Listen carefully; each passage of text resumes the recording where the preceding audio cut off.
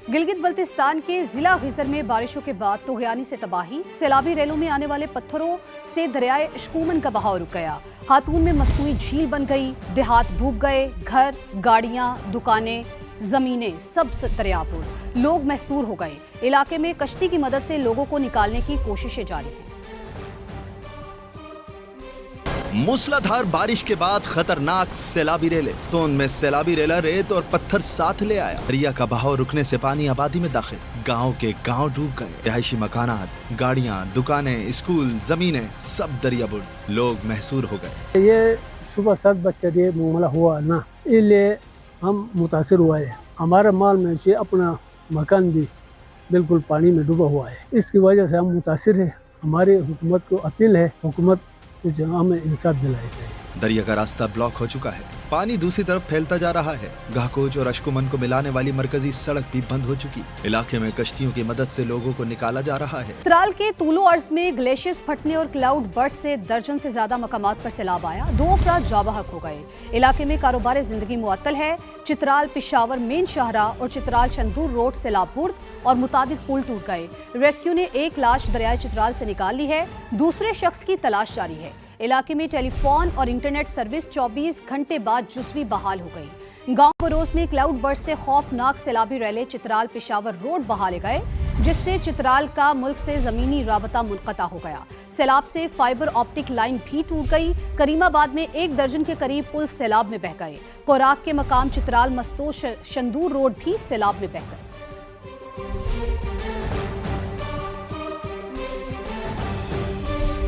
आगे बढ़ते आपको बताएं कि आबनाए हुर्मुज़ दोबारा खुलने के हवाले से मुआहिदा कल तय पाने का इम्कान है। अमरीकी वज़ीर ख़जाना स्कॉट बेसेंट का कहना है कि इस वक्त भी आबनाए हुर्मुज़ से मुतादिद जहाज़ गुजर रहे हैं। समुद्री रास्ता खुलने से तवानाई की कीमतों में मजीद कमी होगी। अमरीकी सदर ट्रंप ने भी दावा किया था कि आबनाए हुर्मुज़ कल मुकम्मल तौर पर खुल जाएगी।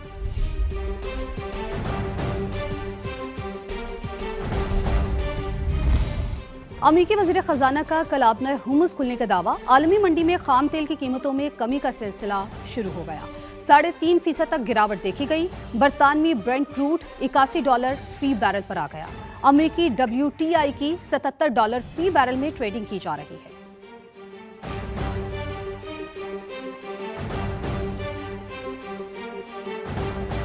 खबरों का सिलसिला आगे बढ़ाते हैं और आपको बताते हैं कि मुजफ्फराबाद के हल्के LA 27 और 28 में पोलिंग खत्म, वोटों की गिनती जारी। सुबह 8 से शाम 5 बजे तक पोलिंग बिला तातुल जारी रही।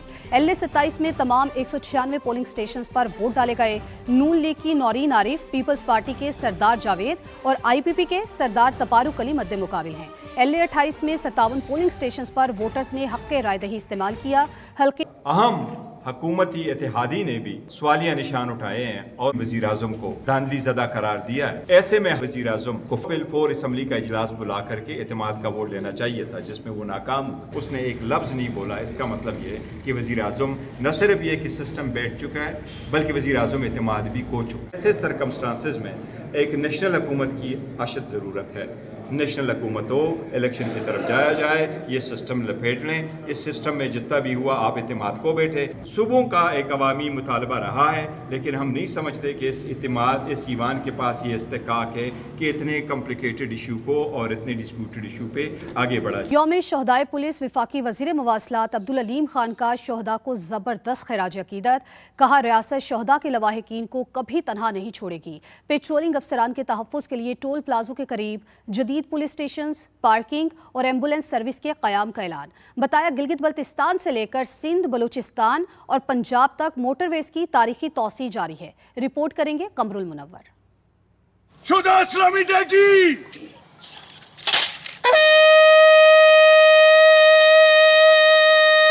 नीचे फाइट।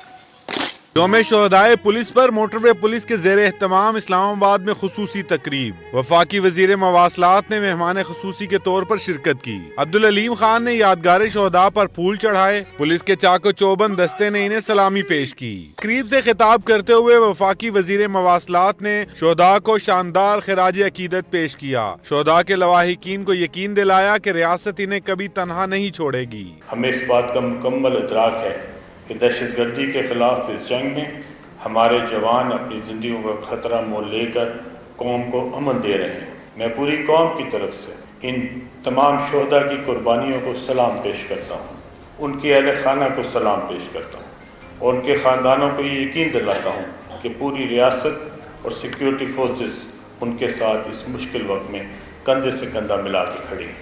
वफाकी वजीर मवासलात ने पेट्रोलिंग अफसरान के तहफ़्फ़ुज़ के लिए खुसूसी हिफाजती इक़दामात और टोल प्लाजों के साथ जदीद पुलिस स्टेशन की तामीर का ऐलान कर दिया।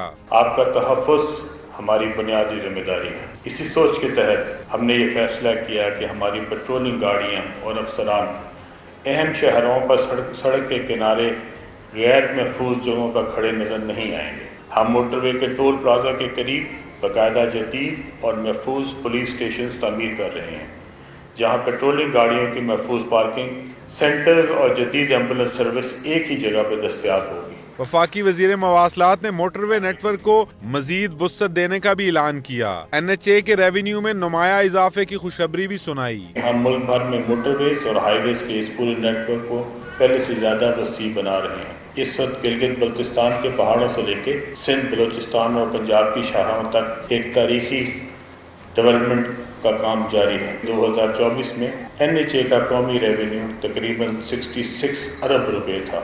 अल्हम्दुलिल्लाह 2026 में ये बढ़कर 127 अरब रुपया हो चुका है। अब्दुल अलीम खान ने लाहौर सियालकोट मोटरवे को सियालकोट खारियां और खारियां से रावलपिंडी के साथ मुंसलिक करने का ऐलान किया। बताया कि इससे लाहौर और इस्लामाबाद के दरमियान फासला 100 किलोमीटर कम हो जाएगा। वफाकी वजीर मवासलात की जानिब से शोहदा के लवाहिकीन में तहफ़ भी तकसीम किए गए।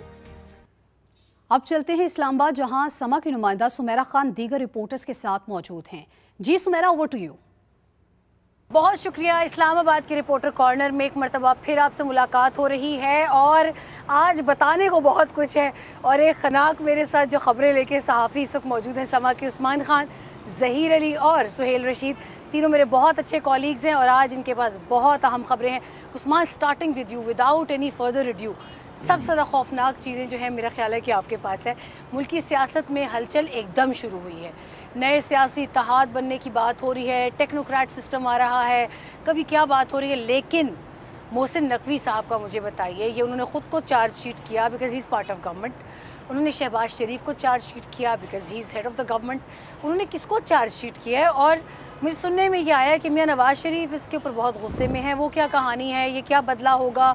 कब लेंगे वो बदला, या इसका जवाबी बयान कब आएगा? बहुत शुक्रिया सुमेरा। आप देख रही हैं कि पिछले 4-5 दिन से जो है, जब से ये नया पंडोरा बॉक्स मोहसिन नकवी साहब ने खोला, बुनियादी तौर पर तो वो ये बताना चाह रहे थे कि ये जो हाइब्रिड सिस्टम है शायद ये दिलों में, जो लोगों के दिलों में जगह नहीं बना सका।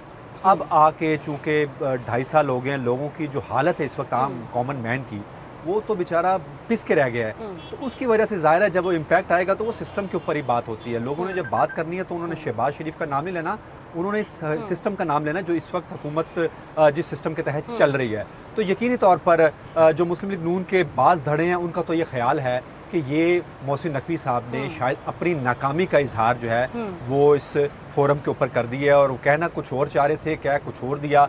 लेकिन जो पॉलिटिकल माइंड्स हैं वो इसको बड़ा सीरियस ले रहे हैं, क्योंकि ये पहली दफ़ा ऐसा नहीं हुआ। हमने माजी में भी देखा है इसी किस्म के माहौल बनते हैं और फिर वो एक चिंगारी आती है, फिर वो चिंगारी फैलते फैलते एक बयान होता है हमेशा, और उस बयान के बाद पूरा मोज़ैक चेंज हो जाता है। वो बयान आ चुका है। उसी वक्त होता है कि जब ये मुख्तलिफ जत्थे जोड़ के कहीं का ईंट कहीं का रोड़ा आप मिलाएंगे और फिर हुकूमत बनाएंगे, तो फिर उसमें इस किस्म के मसाइल आते हैं। वो चाहे मुशर्रफ के रिजीम में देख लें आप, उसके बाद वाला में देख लें, अभी वाली में देख लें, तो ये इस किस्म के मसाइल पहले भी आए हैं और अभी भी जो बड़ी सियासी जमातें हैं उनको ये फेस करने पड़ रहे हैं। पीपल्स पार्टी जो है वो भी झुंझला रही है नए सूबों के मामले के ऊपर। नून लीग का भी यही ख्याल है कि मरियम जो है वो तो बहुत अच्छा काम कर रही है।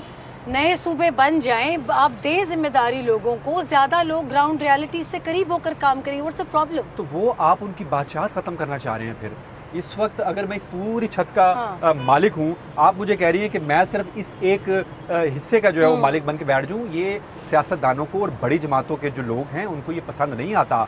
वो ये चाहते हैं कि तमाम इख्तियार, तमाम इक़्तिदार उनके हाथ में रहे, जिस तरह उन्होंने चलाना है वो सिस्टम जो है अपनी मर्जी से चलाएं। अब इस वक्त पंजाब में बहुत अच्छे काम हो रहे होंगे, लेकिन आई एम सॉरी वो हो रहे हैं ब्यूरोक्रेसी के थ्रू। ब्यूरोक्रेसी का और आम आदमी का वैसे बहुत गैप है, लोग नफरत करते हैं, लोगों के आम आदमी दफातर में जाके मसाइल हल नहीं होते। तो अगर आप कंपनियां बना के भी आपने ब्यूरोक्रेट्स के हवाले करनी है और तो फिर वो एतमाद नहीं ब्यूरोक्रेसी का तो हम रियली सॉरी टू से अभी ये हाल है कि बहुत ही जो हम्बल बैकग्राउंड से भी एक बंदा आकर अगर वो सरकारी अफसर बन जाता है तो हम रियली सॉरी टू से, लेकिन मैंने उससे बड़ा फिरौन नहीं देखा। इसी तरह ही है। जैसे ही ताकत मिलती है वो ये भूल जाता है कि उसको एक आम आदमी समझ कर ही ये ताकत दी गई है।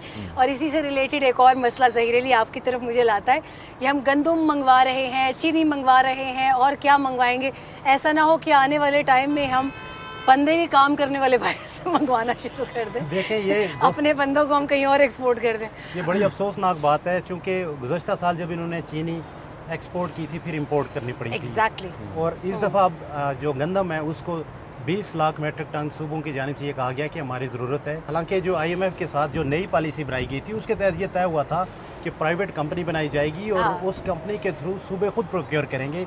अगर वफाक के बेआफ पे करते हैं तो वफाक सिर्फ मेंटेनेंस चार्जेस देगा।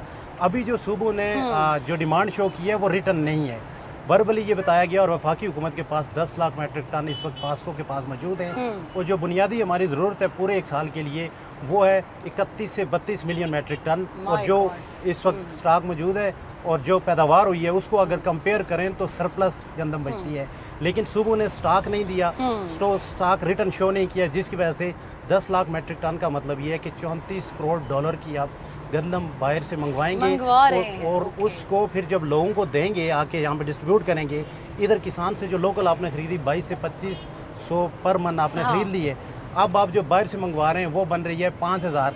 उसके लिए एक और काम किया जा रहा है, उसके लिए जितने भी ड्यूटीज़ हैं, टैक्स हैं और सूबाई जो डेवलपमेंट सेस है उसको ख़त्म करके ड्यूटी फ्री किया जा रहा है ताकि उसको इस काबिल बनाया जाए कि मार्केट में जो गंदम बेची जा रही है उससे ज़्यादा महंगी ना हो। खरीद कहाँ से रहे हैं हम गंदम? खरीद के इंटरनेशनल मार्केट में ओपन टेंडर दिया जाएगा। रशिया, यूक्रेन, कहाँ से? यूक्रेन, रशिया, ये बड़ी मार्केट्स ये हैं और मार्केट्स भी हैं। अब ये फैसला होगा कि लानी कहाँ से। और दूसरी जो चीनी की बात है एक बड़ा मरहला भी रहता है। और चीनी की जो बात है, चीनी शुगर मिल्स एसोसिएशन की जानिब से ये कहा गया कि हमारे पास जो सरप्लस है वो 11 लाख मेट्रिक टन है, यानी कि हमारी जो ज़रूरत है मजमूई तौर पर जो पैदावार है वो 80 लाख मेट्रिक टन के करीब है और हमारी ज़रूरत जो है वो 79 के करीब है और 11 लाख सरप्लस है। उसको हमें इंपोर्ट एक्सपोर्ट करने की इजाज़त दी जाए।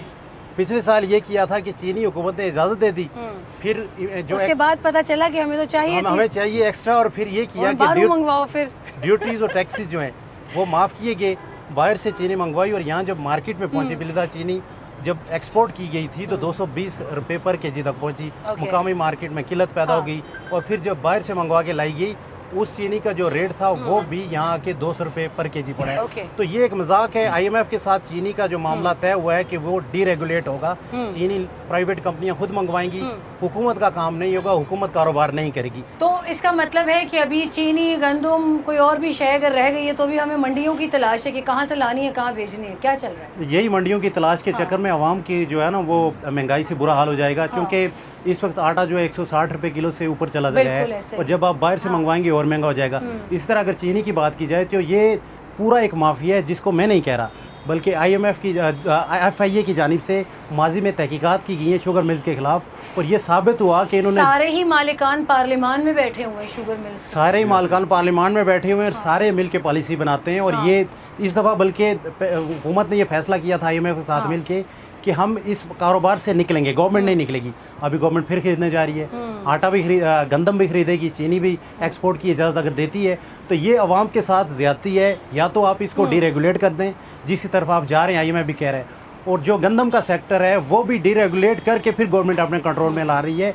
इसका मतलब ये है कि जो 1.5 अरब डॉलर की या 34 करोड़ डॉलर की जो गंदम एक्सपोर्ट करके मंगवाई जाएगी, इंपोर्ट करके, उसका सारा बोझ आवाम से पूरा करना है। तो महंगाई मजीद बढ़ेगी, आम आदमी के लिए मुश्किलात हो जाएंगी, क्योंकि ये बुनियादी ज़रूरियात है ना। और क्विकली जल्दी से बताएं, मेरे सुहेल भाई की तरफ भी जाना है, पेट्रोल की क्या सिचुएशन होने जा रही है अगले 7 दिनों में?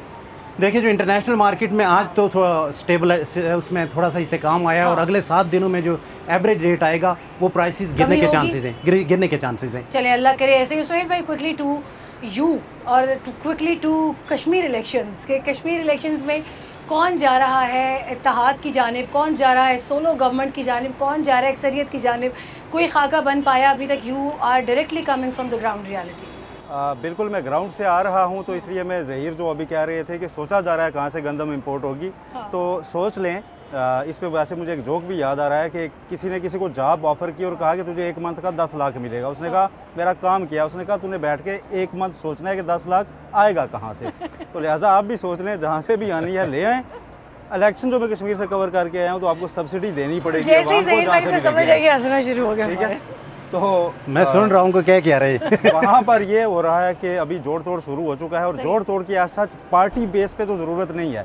पाकिस्तान मुस्लिम लीग नून अगरचे क्वेश्चंस मौजूद हैं इलेक्शन की सारी शफाफियत पर, जो अपोजिशन पार्टीज हैं वो उठा रही हैं, पाकिस्तान पीपल्स पार्टी है, इस्तेकाम पाकिस्तान पार्टी है, ये क्वेश्चन उठा रही हैं। लेकिन पाकिस्तान मुस्लिम लीग नून का कहना है कि देखें हम तो कंफर्टेबल पोजीशन में आ चुके हैं, 27 का हमें डिजिट चाहिए गवर्नमेंट बनाने के लिए। मचाया हुआ था इलेक्शंस में था, बिल्कुल अपोजिशन की शिकायत थी, और ये दोनों एक ही बोर्ड पर ना, वहाँ पर इनकी एक जेन्युइन लड़ाई हमें नजर आई है और अभी तक वो जारी है। और अब 1 डिवीजन के इलेक्शंस बाकी हैं, लेकिन पाकिस्तान मुस्लिम लीग नून ही अब गवर्नमेंट बनाएगी, ये तो तय हो चुका है। उनको अब 4 सीट्स मजीद चाहिए और वो अक्सरियत ले जाएंगे। उसके बाद उनको किसी इत्तेहादी की ज़रूरत होगी नहीं। अगर रखना चाहें अपनी पॉलिटिक्स और अपनी पॉलिसी के तहत तो वो रख सकते हैं, अदरवाइज़ वो गवर्नमेंट बनाने जा रहे हैं। सबसे बड़ा क्वेश्चन ये है कि वज़ीर आज़म कौन होगा, और उससे बड़ा क्वेश्चन ये है कि कौन से डिवीजन से होगा, मीरपुर से, पुंछ से या मुजफ्फराबाद डिवीजन से। तो इस पर सोचा जा रहा है। पहले 2 नाम इस बार फेवरेट करार दिए जा रहे थे। मुस्लिम लीग नून के जो कारकुनान थे वो बताते थे, और फिर जो उनके काफ़ी सारे रहनुमा है वो कहते थे कि इस बार मीरपुर शहर में जो चौधरी मोहम्मद सईद हैं उनको प्राइम मिनिस्टर के लिए कंसिडर किया जा सकता है, या मुजफ्फराबाद शहर से बैरिस्टर इफ्तिखार गिलानी को। इन दोनों को हल्कों में मियां मोहम्मद नवाज शरीफ ने खुद जलसा भी किया था, लेकिन ये दोनों अपनी अपनी सीट हार चुके हैं। लिहाजा अब शाह गुलाम कादर जो नीलम से जीते हैं वो फेवरेट हैं। राजा फारूक हैदर पहले प्राइम मिनिस्टर रह चुके हैं एग्जैक्टली। वो भी आ सकते हैं सामने, लेकिन ज़्यादा चांसेस नहीं हैं। अल्लाह करे कि जो भी शख्सियत आए वो आज़ाद कश्मीर के लोगों की खिदमत करे दिल से, सिर्फ ज़बान से नहीं, सिर्फ बयानात से नहीं। Over to Lahore